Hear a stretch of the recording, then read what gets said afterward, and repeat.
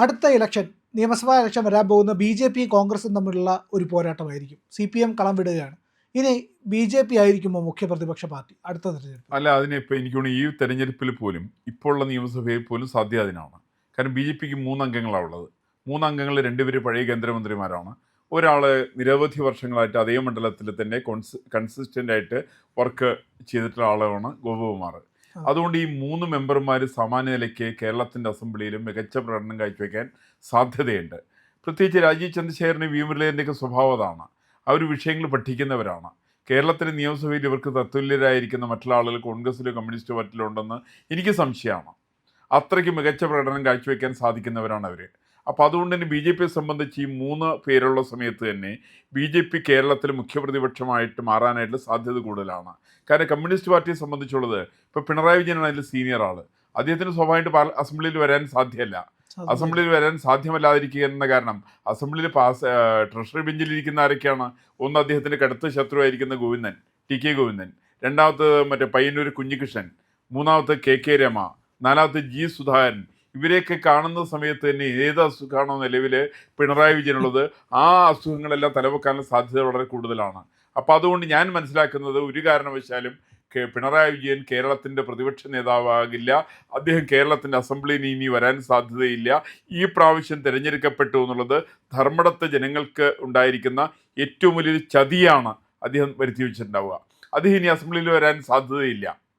അപ്പം അങ്ങനെ വരുന്ന സമയത്ത് സ്വാഭാവികമായിട്ട് അസംബ്ലിയിൽ ചെറിയ ഘടകം മാത്രമാണെങ്കിലും 3 പേര് മാത്രമാണുള്ളൂ എങ്കിലും വി മുരളീധരനും രാജീവ് ചന്ദ്രശേഖരനും അല്ലെങ്കിൽ ഗോപകുമാർ അടങ്ങുന്ന ചെറിയ ടീം ഇന്ന് തന്നെ കേരളത്തിൻ്റെ നിയമസഭയിൽ ഒരു വലിയ പ്രതിപക്ഷമാകാനുള്ള എല്ലാ സാധ്യതയുണ്ട്. കാരണം കോൺഗ്രസ് പ്രസ്ഥാനത്തെ സംബന്ധിച്ച് അതിൻ്റെ കെടുതികളെ സംബന്ധിച്ച് അതിൻ്റെ ചെയ്തികളെ സംബന്ധിച്ച് കൃത്യമായിട്ട് പഠിച്ചു പറയാൻ സാധ്യതയുള്ളവരാണ് ഇവർ 3 പേരും. അങ്ങനെ വരുന്ന സമയത്ത് ഇവർ മുഖ്യപ്രതിപക്ഷം ആകുകയും ചെയ്യും. കമ്മ്യൂണിസ്റ്റ് പാർട്ടിയെ സംബന്ധിച്ചപ്പോൾ നിയമസഭയിൽ വരുന്നവർ ആരൊക്കെയാണ്? ഈ വരുന്നവർക്ക് ആർക്കും വിഷയങ്ങൾ പഠിക്കുന്നവരില്ല, കാര്യങ്ങൾ മനസ്സിലാക്കുന്നവരില്ല, ഗാഗായി വിളിക്കുന്നവരാണ് കൂടുതൽ. ഈ ഗാഗായി വിളിക്കുന്ന കേരളത്തിൻ്റെ നിയമസഭയിൽ ഇന്നത്തെ സാഹചര്യത്തിൽ പ്രസക്തിയില്ല. കാരണം 102-ലധികം വരുന്ന അംഗങ്ങളാണ് കോൺഗ്രസിനെ സംബന്ധിച്ചും UDFനെ സംബന്ധിച്ചുകൊണ്ട്. അവരുടെ മുമ്പിൽ കൃത്യമായിട്ട് വിഷയങ്ങൾ അവതരിപ്പിക്കുന്നവരായിരിക്കണം. ഇങ്ങനെ അവതരിപ്പിക്കാൻ സാധ്യമല്ലാത്ത കമ്മ്യൂണിസ്റ്റ് പാർട്ടി കാലക്രമത്തിൽ ഏകദേശം കേരളത്തിലെ കമ്മ്യൂണിസ്റ്റ് പാർട്ടിയുടെ ഒരു പതനത്തിൻ്റെ തുടക്കമാണ് ഈ അസംബ്ലി. ഒരു സംശയക്കാര്യത്തിൽ വേണ്ട. പിന്നെ പുറത്ത് കമ്മ്യൂണിസ്റ്റ് പാർട്ടിക്ക് സമരം ചെയ്യാനായിട്ട് ആളുകളില്ല. അങ്ങനെ പുറത്ത് സമരം ചെയ്യാൻ ആളുകളില്ലാതിരിക്കുകയും നിയമസഭയ്ക്കകത്ത് കൃത്യമായിട്ട് വിഷയങ്ങൾ അവതരിപ്പിക്കാൻ ആളുകളില്ലാതിരിക്കുകയും ചെയ്യുന്ന സമയത്ത് സ്വാഭാവികമായിട്ടുള്ള കേരളത്തിൻ്റെ മുഖ്യ പ്രതിപക്ഷമായിട്ട് വരേണ്ട ധാർമ്മികമായിട്ടുള്ള ബാധ്യത രാജീവ് ചന്ദ്രശേഖരനും വി മുരളീധരനും ഗോപകുമാർ അടങ്ങുന്ന സംഘത്തെ സംബന്ധിച്ചുണ്ട്.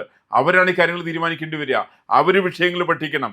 അവർ കേരളത്തിലെ ജനങ്ങൾക്ക് അവർ 3 മണ്ഡലത്തിൻ്റെ വിഷയങ്ങളല്ല അവർ നോക്കുന്നത്. അവർ കേരളത്തിൻ്റെ പൊതുവായ വിഷയങ്ങൾ അവർ കേരളത്തിൻ്റെ അസംബ്ലിയിൽ അവതരിപ്പിക്കും.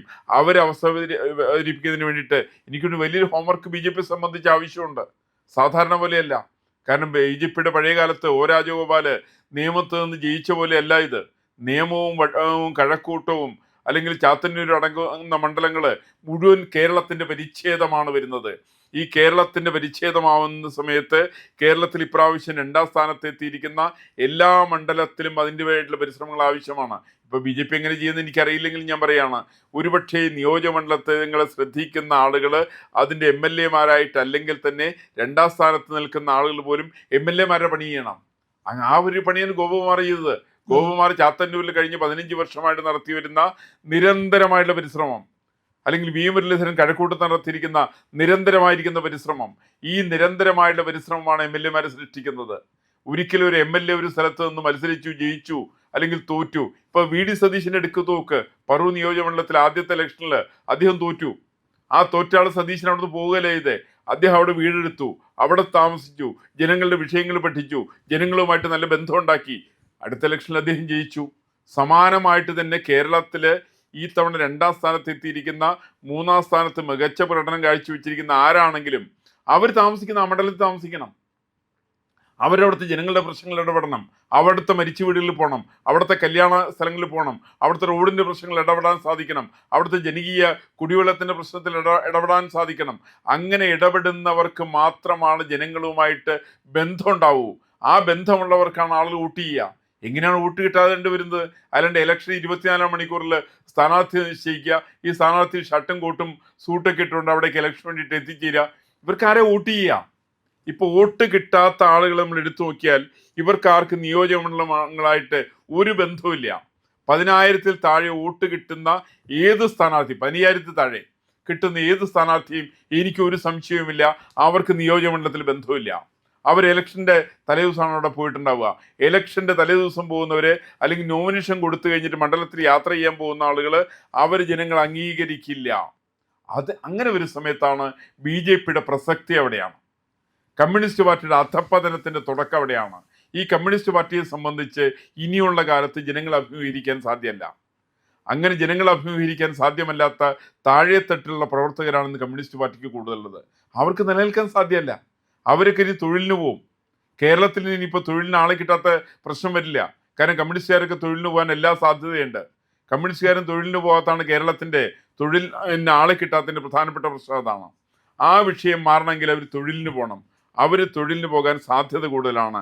അങ്ങനെ വരുന്ന സമയത്താണ് BJPയുടെ സ്ഥാനാർത്ഥികളായിരിക്കുന്ന ആളുകൾ 2ാം സ്ഥാനക്കാരനും മികച്ച രീതിയിൽ 3ാം സ്ഥാനക്കാരനും ഒക്കെ കേരളത്തിൽ വലിയ പ്രസക്തിയുണ്ട്. അവർ കൺസിസ്റ്റൻ്റ് ആയിട്ട് ആ മണ്ഡലത്തിൽ നിന്ന് വർക്ക് ചെയ്തിട്ടുണ്ടെങ്കിൽ അത് 2020 ആണെങ്കിൽ NDA മുന്നണിയാണെങ്കിലും മറ്റു പ്രസ്ഥാനങ്ങളാണെങ്കിലും ആരാണ് നിയോജക മണ്ഡലത്തിന് പ്രാധാന്യം കൊടുക്കുന്നത് അവർക്കാണ് അടുത്ത വട്ടത്തിൽ സാധ്യത ഉള്ളത്. ആ സാധ്യത BJPക്ക് വളരെ കൂടുതലാണെന്നാണ് എൻ്റെ അനുമാനിച്ചിരിക്കുന്നതാണ്. സർ, പക്ഷേ ഒരു സംശയം എന്ന് പറഞ്ഞു കഴിഞ്ഞാൽ BJP ഇത്തവണ 3 സീറ്റാണ്. അടുത്ത തവണ 30 സീറ്റ് ആവണമെങ്കിൽ കേരളത്തിൽ ഇപ്പോൾ നിലനിൽക്കുന്ന രാഷ്ട്രീയ സമവാക്യങ്ങളിൽ, അതായത് വോട്ട് BJPക്ക് വരുന്നതിലെല്ലാം വലിയ മാറ്റം വരണ്ടേ? അത് പ്രായോഗികമായി സാധ്യമാണ്? തീർച്ചയായിട്ടും സാധിക്കുന്നതാണ്. കാരണം BJPക്ക് 1.5% വോട്ടായിരുന്നു ത്രിപുരയിൽ ഉണ്ടായിരുന്നത്. പിന്നത്തെ പ്രാവശ്യം ഭരണത്തിലെത്തിയല്ലോ. അങ്ങനത്തെ ഒരു കൃത്യമായിട്ടൊരു വിഷൻ ഇതിനെ സംബന്ധിച്ച് വേണം. BJPക്ക് ഏകദേശം ഇത്തവണ 15%-ലധികം വോട്ടുണ്ടാവും. എനിക്ക് കറക്റ്റായിട്ട് അറിയില്ലെങ്കിലും ധാരണ എങ്ങനെയാണ്. 3 മണ്ഡലങ്ങളിൽ ജയിച്ചു, 7 സ്ഥലത്ത് സെക്കൻഡ് എത്തിയിട്ടുണ്ട്. നിരവധി സ്ഥലങ്ങളിൽ BJP 3ാം സ്ഥാനത്താണെങ്കിൽ പോലും മികച്ച പ്രകടനം കാഴ്ചവെച്ച നിരവധി മണ്ഡലങ്ങളുണ്ട്. പാലായും തൃശ്ശൂർ അടക്കമുള്ള മണ്ഡലങ്ങൾ, അല്ലെങ്കിൽ മണലൂരും നാട്ടിക അടക്കമുള്ള മണ്ഡലങ്ങൾ, ഈ സ്ഥലത്തൊക്കെ BJPയുടെ നല്ല പ്രകടനമായിരുന്നു 3ാം സ്ഥാനത്ത് ആണെങ്കിൽ പോലും. അപ്പം അങ്ങനെയുള്ള മണ്ഡലങ്ങളിൽ ജനങ്ങളെ വിശ്വാസത്തിലെടുത്തുകൊണ്ട് ജനങ്ങളുടെ വിഷയങ്ങളുമായിട്ട് താതാത്മ്യം പ്രാപിക്കുന്ന ആളുകൾ അതേ മണ്ഡലത്തിൽ തന്നെ സ്റ്റിക്ക് ഓൺ ചെയ്തുകൊണ്ട് പ്രവർത്തിക്കുകയാണെങ്കിൽ സ്വാഭാവികമായിട്ട് ജനങ്ങൾ ഇവർക്ക് വോട്ട് ചെയ്യും. ജനങ്ങളുടെ പ്രശ്നങ്ങൾ എടുക്കണം, ടേക്കപ്പ് ചെയ്യണം. അല്ലാതെ ജനങ്ങളുടെ പ്രശ്നങ്ങൾ ഞാൻ വീട്ടിൽ പോകണു, എനിക്ക് വേറെ കാര്യങ്ങളുണ്ടെന്നൊക്കെ പറഞ്ഞിട്ട് ഏതെങ്കിലും രാഷ്ട്രീയ നേതാവ് പോയിട്ടുണ്ടെങ്കിൽ അങ്ങനെ ചെയ്തില്ല എന്നുള്ളതാണ് ചാത്തന്നൂരിലെയും കഴക്കൂട്ടത്തും നമ്മൾ കാണുന്ന പ്രത്യേകത. ഈ 2 സ്ഥലങ്ങളിലും തോറ്റ ആളുകൾ, കഴിഞ്ഞ പ്രാവശ്യം 2ാം സ്ഥാനത്ത് എത്തിയിട്ടുള്ള സ്ഥാനാർത്ഥികൾ അവിടെ നിന്ന് പ്രവർത്തിച്ചു എന്നുള്ളതാണ് പ്രത്യേകത. മുരളീധരൻ ഞാൻ മനസ്സിലാക്കുന്ന കഴക്കൂട്ടത്ത് 10 വർഷമായിട്ട് അവിടെ തന്നെ ഉണ്ട്. ഏകദേശം 10-15 വർഷമായിട്ട് ഗോപകുമാർ അവിടെ ചാത്തന്നൂരുണ്ട്. അങ്ങനെയാണ് ജയിക്കുന്നത്. കാരണം ജനങ്ങൾക്ക് ഇവരെ കണ്ട് ഇവരുടെ കാര്യങ്ങൾ പറഞ്ഞ് മനസ്സിലാവുന്നുണ്ട്. ഇവർക്ക് ആളുകൾ പേര് പറഞ്ഞ് വിളിക്കാൻ സാധിക്കുന്നുണ്ട്. ഈ ഒരു ആത്മബന്ധം വേണ്ടേ? രാഷ്ട്രീയത്തിൻ്റെ സവിശേഷത അതാണ്. നിരവധി പ്രശ്നങ്ങൾ കേരളത്തിൽ ജനങ്ങൾക്കുണ്ട്. കുടിവെള്ളം അടക്കമുള്ള നിരവധി പ്രശ്നങ്ങൾ. കേരളം വലിയൊരു നൂലാമാലയിലാണ്, സാമ്പത്തിക കടക്കണിയിലാണ് കേരളം. 6 ലക്ഷം കോടിയുടെ സാമ്പത്തിക പരാധീനതയിലേക്ക് പെടുന്ന സംസ്ഥാനമാണ് കേരളം. നിരവധി യുവാക്കന്മാർക്കൂടെ തൊഴിൽ കിട്ടാനില്ല. അവർക്ക് തൊഴിൽശാലകൾ അവർ പുതുതായിട്ട് ആരംഭിക്കണം. അവരുടെയായിട്ടുള്ള പുതിയ സെൻട്രൽ ഗവൺമെൻറ് MSME ഇവരുടെ അവർ ആസൂത്രണം ചെയ്തിട്ട് പുതിയ പദ്ധതികൾ അവർ ആവിഷ്കരിക്കണം. അതിനവർക്ക് പ്രോത്സാഹനം നൽകാൻ സാധിക്കണം. അതിന് ഈ പറയുന്ന MLA-മാരായിട്ട് മത്സരിച്ച ആളുകൾക്ക് സാധിക്കണം. അല്ലാതെ കണ്ട് MLA എന്നൊക്കെ പറഞ്ഞാൽ ഇലക്ഷന് ഒരു സീറ്റ് കിട്ടി അവിടെ പോയിട്ട് കയറിയിട്ട് ഞാൻ കയറിയിട്ട് അവിടെ കയറിയിട്ടൊന്ന് മെഴുകിക്കളയാന്നൊക്കെ തീരുമാനിക്കുന്ന ചില ആളുകൾക്കുണ്ട്. ആ മെഴുകുന്ന ആളുകളെ സംബന്ധിച്ച് ആ മെഴുകൽ ഇതോടെ അവസാനിക്കുകയാണ്.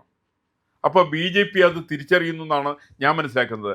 അങ്ങനെ തിരിച്ചറിയുന്നുണ്ടെങ്കിൽ ഒരു സംശയവും വേണ്ട, അടുത്ത തെരഞ്ഞെടുപ്പിനകത്ത് കേരളത്തിൽ കമ്മ്യൂണിസ്റ്റ് പാർട്ടി ഇല്ല. കമ്മ്യൂണിസ്റ്റ് പാർട്ടി ഉണ്ടെങ്കിൽ അത് BJPയുടെ കഴിവുകേട്. BJPയുടെ ശക്തമായിട്ട് ജനങ്ങളുമായിട്ട് താതാത്മ്യം പ്രാപിച്ചാൽ അടുത്ത തെരഞ്ഞെടുപ്പിൽ 30 എന്നല്ല BJPക്ക് 45 സീറ്റ് വരെ കിട്ടാനുള്ള സാധ്യതകൾ കേരളത്തെ സംബന്ധിച്ചുണ്ട്. അത് 2020 കൂടി എടുക്കുകയാണെങ്കിൽ BJP NDA മുന്നണിക്ക് ഒരു 50-55 സീറ്റ് കേരളത്തിൽ കിട്ടാനുള്ള സാധ്യതയുണ്ട്. മുഖ്യ പ്രതിപക്ഷമായിട്ട് വരും സാധ്യതയുണ്ട് BJP, അല്ല NDA മുന്നണിക്ക് വരാൻ സാധ്യതയുണ്ട്. പക്ഷെ അതവർ തിരിച്ചറിയുക എന്നുള്ളതാണ് വസ്തുത. അത് തിരിച്ചറിഞ്ഞ് ജനങ്ങളുടെ പ്രശ്നങ്ങളുമായിട്ട് താതാത്മ്യം പ്രാപിച്ചാൽ ഒരു സംശയവും വേണ്ട, 2031 തെരഞ്ഞെടുപ്പിനകത്ത് കേരളത്തിൻ്റെ മുഖ്യ പ്രതിപക്ഷം ഭാരതീയ ജനതാ പാർട്ടി ആയിരിക്കും. വേണമെങ്കിൽ അവരെ ഒരുപക്ഷെ UP-യിലെ പോലെയോ ത്രിപുരയിലെ പോലെയോ ബംഗാളിലെ പോലെയോ ഒരു വലിയ കുട്ടിക്കലാശം നടക്കുകയാണെങ്കിൽ അധികാരത്തിലെത്തിയാൽ പോലും അത്ഭുതമില്ലാത്ത ഒരു സാഹചര്യം കേരളത്തിലുണ്ടെന്നാണ് ഞാൻ മനസ്സിലാക്കുന്നത്.